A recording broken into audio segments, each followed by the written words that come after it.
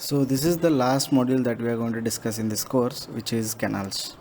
So as we know, canals are basically the artificial channels which are constructed to supply water to the beneficiary. Like the water can be supplied to irrigation necessity, it may be supplied to domestic, or it may be supplied for industrial requirements, or it may be also supplied for generation of hydroelectric power, right? So these are the reasons in which we supply the water. So the channel which carries water to all those beneficiaries will be called as artificial channels. So we already know what are natural channels. Natural channels are basically the streams, rivers and water courses that are naturally available. Now coming to the classification of canals, how do we classify the canals? Canals can be classified, let us look into all the classification. The first one is nature of source of supply. What is the nature in which we supply the water? So the water that we supply may be of permanent or temporary in nature, or it may be intermittent in nature. So the canals which are constructed for supplying water permanently will be called as permanent canals, and the canals which are constructed to supply water temporarily will be called as inundation canals. Okay, so this is what the classification of canals based on the nature of source of supply. Now going to based on financial output. So whenever we supply water to any beneficiary, he is going to produce some income, he is going to generate some revenue, he is going to increase the economy of the state. So we need to prioritize the supply of water to different users. The user may be of irrigation, it may be a domestic usage, it may be industrial usage, or by generation the hydroelectric power generation, right? So if you look at this aspect, like if you're supplying water to all these different users, there will be some financial output, there will be some financial benefit out of it. Okay, now if you try to compare the benefit of generating revenue by supplying water to industry or power generation, and you compare that with supplying water to domestic purposes or irrigation purposes, the revenue will be different, right? If you go for industrial requirement, if you're supplying for industrial requirement, the revenue generation will be higher compared to the revenue generated in the irrigation. So basically what we do is that the canals which are going to be productive in nature, the canals which are constructed and the canals which supply water to the users, where it will be productive in nature or which will generate the economy or which will boost the income or revenue of the state, it is called as productive canals. And the canals which are supplied, the canals which carry water to the users like irrigation or domestic, it may not be generating enough revenue, but it is acting as a protective cover or a protective supply of water for the state. Like for example, in order to comply with our food security, we know that the 70% of the water, fresh water, is used for agriculture itself, right? So it means what, we need a huge amount of water for generating or for producing the food, and the food itself is in a nature of security to the state, right? So these are called as protective canals. The supplying water to such users will become like permanent in nature, which is a necessity in nature, right? So there is no other way than supplying water to all these users. They may not generate the revenue, but it is of protective in nature. So the canals which carry to such users is called as protective canals. So you might be understanding, based on the financial output, we can say whether the canal is productive in nature or the canal is constructed to protect a particular concern, right? So this becomes the first two classification. Now going to the function of canal, and what is the function of this canal? As I said you earlier while explaining the financial output also, the canal can be laid in order to supply water for the irrigation necessity, or it may be of carrier in nature. So let us try to understand what is carrier in nature. The water just carries from one point to other point, there will be no user in between. There will be no supply of water from the canal to any user. It may be of any user, irrigation, or it may be industrial, domestic, or anything. They are simply called as carrier canal. Then comes the feeder canal. Feeder canal are basically, they feed the water to the canals which are supplying to the users, right? Now going to navigation canal. What are navigation canals? So navigation canals are not that popular in India because we are not constructed any artificial canals to transport anything based on water, right? Like for example, if you go to European countries, there we can see there are artificial channels which are constructed or canals which are constructed to navigate from one point to other point. But there are natural streams that are available, or natural channels that are available in Kerala, where people navigate in the rivers itself, in the natural channels itself. There the navigation, or what you can say, that the transport of goods and materials and humans are taking place based on the water itself. So those are called as navigation canals. So we do not find such kind of canals in our region. Now going with the power canal, as we know, the name itself defines you why the canal is being constructed. The canal is constructed mainly to supply water for the hydroelectric power generation, right? So these are the canals which are based on the function of canal. Now going with the surface of canal, there are broadly what we do is that we divide the type of soil in India into two types. One is alluvial soil, the other one is non-alluvial soil. The canals which are laid on the alluvial soil material, alluvial soil, we call it as alluvial canal, and the canals which are laid on the non-alluvial soil, we call it as non-alluvial canals. Okay. Now going with the fifth classification, which is discharge and its relative importance in a given network. So we need to imagine the network through which we supply water to the users, like going with the irrigation as an irrigation necessity as an user. So supplying water for agriculture. So how do we set up this network? First there will be a main canal. Main canal will carry the maximum discharge. Then the main canal will supply water into the branch canal. It means what? The main canal will have several branches, and those branches will have further divisions as major distributary, and the major distributary will further have several divisions as minor distributary, and from minor distributary the water will be supplied through water courses to the irrigation field.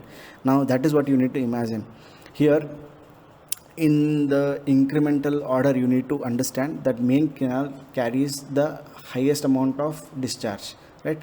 So the main canal purpose is to distribute water to the branch canals itself, right? So branch canal the main canal cannot directly distribute water to the irrigation fields.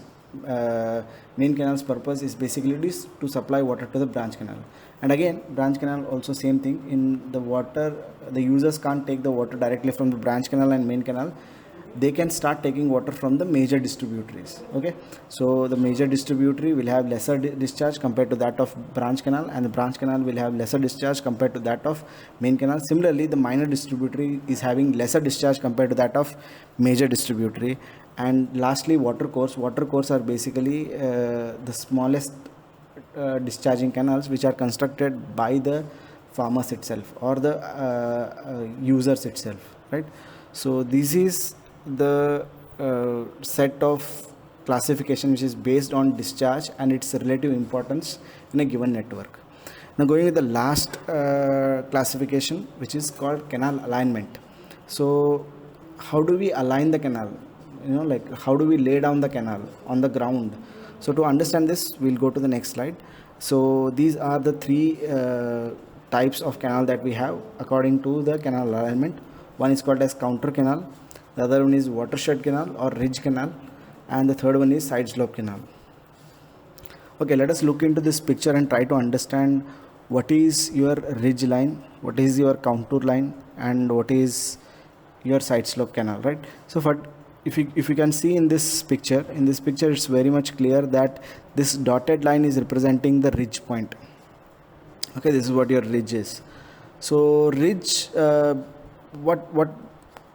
basically a ridge point defines the peak or the highest point in any given mountainous area. Like if you see, this is the mountain, this is the peak that we can see, and this peak, if it is connected, will be called as ridge line. So if the canal is laid along the ridge line, it will be called as a ridge canal.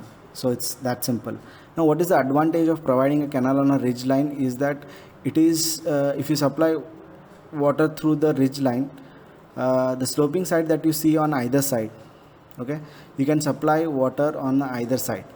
So that's why we supply or we try to lay down our canals on the ridge line. So that is the benefit of it. Okay, now before you align canals, or if you when you try to generate a network of canals, you need to study the entire topography, and you have to study the ridge lines, you have to study the sloping terrains, you need to study the plain terrain, and then you need to describe, or then you need to derive what kind of network that can be generated, right? So basically we need to go for a thorough study of topography. So that's what I explained. If you are going to lay the canals on a ridge of any area, it will be called as ridge canal. So as I explained you, the advantage is the water can be supplied on either side. So if you look at the disadvantage is that you have to supply water at the highest level, right? You have to make sure that the water is to be supplied from the highest level, then it flows in the direction. Now while you are supplying like that, you can see that there is a small depression that you can see over here and here, connected between these two mountains. So along a ridge line, the number of cross drainage work will increase, right? So that's why it may be less economical to construct a canal along the ridge line, right? So this is what a ridge canal is. Now going to this one, which is contour canal. As you can see, this is a river here. You try to observe the elevations. Okay, now this is a line, this is the contour line. These are the contour lines. As you can see, the contour lines are designated with their elevations. So the elevation is 250, 200, 150 and 100. So you can see these are the contours that I have. Okay, now similarly on the other side also I have the contour. Now you can see that if this is the river, I'll construct a headwork or a canal intake. So from the canal or river intakes, from the river intake I'm supplying water. Can you see this canal? This canal is laid nearly parallel to that of the 250 contour. So why we are doing this is that the number of headworks that are going to come across in a contour canal will be very less. Okay, but there is a small disadvantage while supplying the water. You cannot supply water on the other side. Like for example, you can't supply water on this side, because as you can see on this side, that height or the elevation of the terrain is going to increase. If you're supplying water on this side, the height of the elevation is going to decrease. So that's why you can only supply water on this side of the canal. You cannot supply water on this side of the canal. But as I said you, when you lay down a canal along the contour line, the benefit is that there will be less number of cross drainage works, right? So we understood what is ridge canal, we understood what is contour canal. Ridge canal are basically the canal that are laid along the ridge line. Contour canal are the canals which are laid along the contours. After studying the contours of the area, we are going to lay down along the contours. Now the last one is side slope canal. As we'll see this picture, okay, so this is our river. Earlier, as you can see, these were the contours. Now you see the difference that you can see in the contours. So these are the contours that we have. Okay, now the canal that is laid is nearly perpendicular to all these contours. Like this is a contour which is representing 100 elevation, 80, 60. So it means what? This is the sloping terrain. So this is sloping like this, and the channel is laid along the perpendicular to that of the contour. So now let us try to understand what is the advantage of supplying water on either side. So the advantage is very simple, that we can supply water on either side. Means this side of the contour this side of the canal can be also supplied. This side can also be supplied. As you can see, this is very much clear, because on the other side also the elevation is same, on this side also the elevation is same, and in this direction the water is being supplied, and in this case also the cross drainage work will be very less, but the distance between the contour should be greater, right? If this is a very steep slope, supplying water on the side slope will be not beneficial, or it will not be suitable, right? the slope of the canal will be too steep if the terrain is very steep, right? So we should have the terrain such that it should be a gentle slope. A gentle slope can discharge water for a longer time in the channel, right? So that's how the alignment is done. So these are the three types of canals that can be laid. One, the canal which can be laid on the ridge. Then there can be a canal which can be laid on the contour. Then there can be a canal which can be laid on the perpendicular side of the contours. So these are ridge canal, contour canal, and side slope canal. With respect to the topographical condition, we will decide what sort of canal to be constructed. Okay, so this is what canal alignment, and from understanding these types of canals, we are going to generate the network of canals. Okay, right. Now coming to canal design, there is one classification that I forgot to explain here. The one classification is type of surface of canals, like what kind of surface area that will have, whether the surface area will be of impervious in nature or pervious in nature. So if I consider it to be impervious in nature, it should be having a lining. Lining is basically the rigid or impervious layer that is constructed along the canal. Okay, canal cross section. So like for example, all those canals which have a concrete lining or a stone lining or anything like that. Okay, so those are called as impervious canals. They have impervious material along the surface or cross sectional area. So all those canals are called as impervious canals. And coming to the pervious canals, the canals which do not have any lining. So basically all natural streams are pervious in nature. They allow the water to percolate along its side and bed. So this is what the two types of canal we can have. So the one which is having lining, the other one which is not having a lining. So lined canal and unlined canal are the two other types of canals that we can have. So in this module or in this course, we are not going to discuss about the lined canal, how to design a lined canal. We have already studied how to design the lined canal in the previous semester. Like in the fourth semester, we knew the types of channels. In there, we had studied briefly. So in this case, what we'll do is we'll study or we'll focus more on unlined canals. What is the behavior of supplying water in an unlined canal where there is no lining at all? So the first thing that we can focus or first thing that comes up in our mind when we think of an unlined canal is that we supply water on a bare soil, right? There is no lining at all. So what will happen when you supply water on a soil? So it will either erode the soil material, and the water which is being carried in the channel will also get suspended by solids of soil, right? So by understanding this, we are going to understand what is the design of canals is. Okay, right. So as I explained you, there is a rigid boundary canal. It can be also called as lined canal.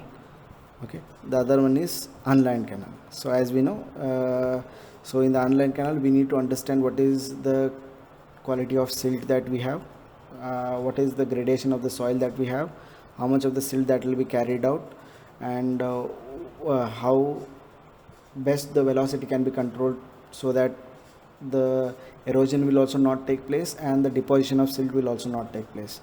So there is a term called as critical velocity in this. So the critical velocity is such a velocity where there will be no scoring or erosion of the soil material from the bed, and also there will be no deposition of the suspended solids from the water in the bed of the canal. So that kind of velocity will be called as critical velocity. Okay, right. So coming to unlined alluvial canals, so these are the canals which are constructed on a alluvial soil. Okay, right. So there are two engineers, those who gave us this theories of constructing So there are two engineers who gave us these theories of constructing canals on a soil, the constructing of unlined canals. So they are Kennedy's theory and Lacey's theory. Kennedy and Lacey are two British engineers who gave us these two theories. First, we'll go with the Kennedy's theory. We'll try to understand what Kennedy has to say about constructing canal along the unlined channel. Okay. So Kennedy basically did a lot of experiments on Upper Doab Canal, which is in the northern part of the India.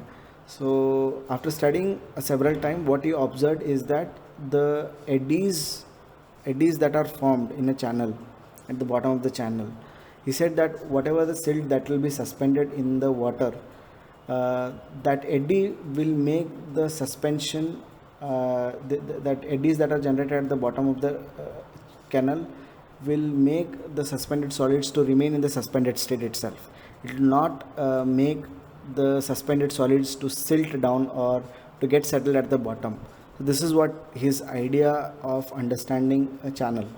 So then he gave us several equations. So in one of the experiment, he found out an equation to calculate that critical velocity.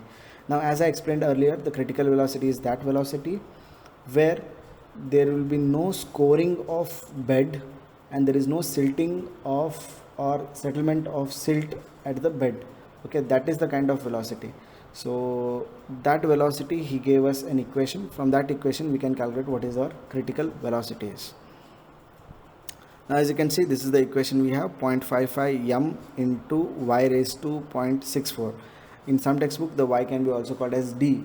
D is basically representing the depth of water that is flowing in the channel.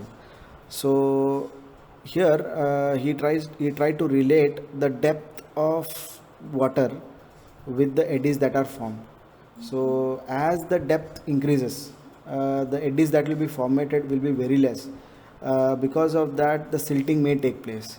So if the water depth reduces, it may even score the soil that is at the bottom. So there is some depth at which there cannot be a silting up of soil, or there cannot be an erosion of the soil. So that kind of depth he wanted to determine, and he related the depth with the velocity.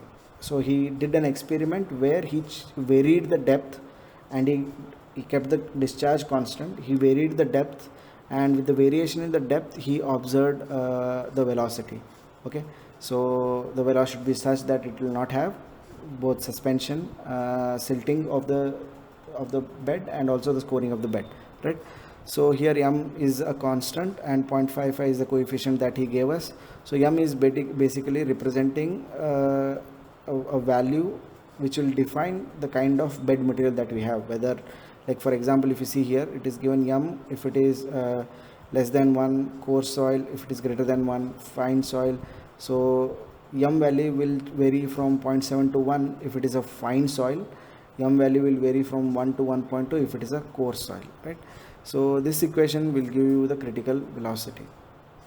Now he gave that equation to calculate the critical velocity. Now let us try to understand how to design a canal. Okay, so these are the steps which are given for designing a canal on Kennedy's theory. The first one would be to calculate what is V0. V0 is basically the critical velocity, 0.55 m. M is the value which you determine from the type of soil. As I told you, whether you can consider it as D or Y, both are same. D and Y are representing the depth of water in the channel. Okay, so D raised to 0.4, this is the equation we had. Okay, so we'll assume a depth of flow as given in the first step. What we do is that we'll consider a trial value of depth. So we know the type of soil. Based on that, we'll define what is m value, and we'll substitute m and d, and we'll calculate how much is critical velocity. If you know the critical velocity, you know the continuity equation, which is q is equals to a into v. So instead of v, we'll substitute v0. V0 is basically the critical velocity. We have substituted it here. From that, we can calculate how much is the cross sectional area, right? So we know the cross sectional area, so we know the depth of flow because we have considered or we have assumed it earlier. So after knowing what is area and what is depth, we can calculate how much is bed width. Okay, so after calculating bed width and depth, we can go and calculate how much is the perimeter by assuming a side slope. You can assume some side slope, and then you can calculate how much is wetted perimeter.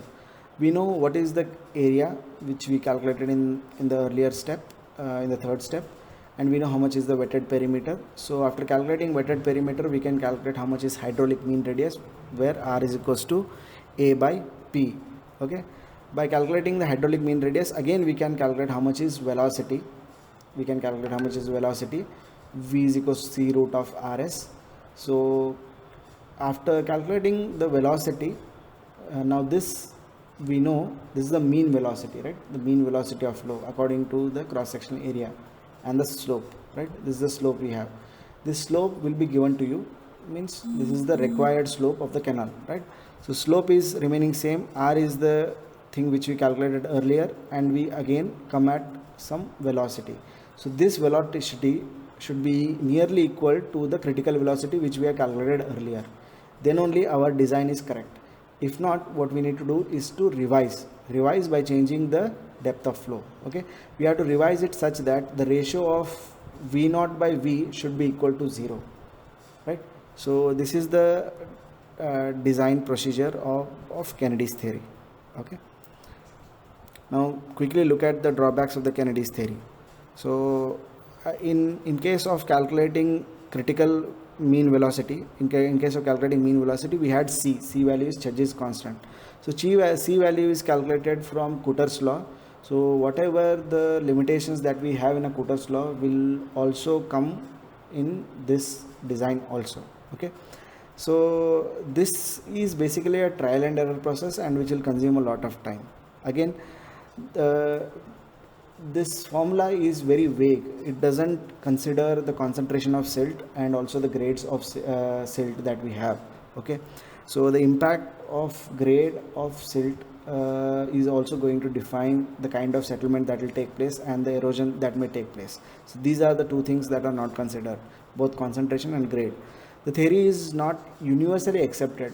These experiments are done on a particular northern canals. Okay, they are not the experiment which are done universally, and there is this equation can be called as universal equation. This can be applied only in that part of the region. Okay, but there are some equivalents that are done to your native places, that can be done to your native place and applied, but anyway this cannot have a universal acceptance, right? The value of m is decided arbitrarily, so there is no defined method to explain what is the value of m in the critical velocity equation, right? So that is again another drawback. There is no equation for bed slope. In this design process, as I told you, the bed slope is something which is given to you, or which has been designed by an engineer, right? So there is no scope from this procedure to arrive at a bed slope, right? Then there is no B by D ratio, nothing is there, right? So these are some of the drawbacks of Kennedy's theory. At this point we will stop, and the next theory will be discussed in the next video. Thank you.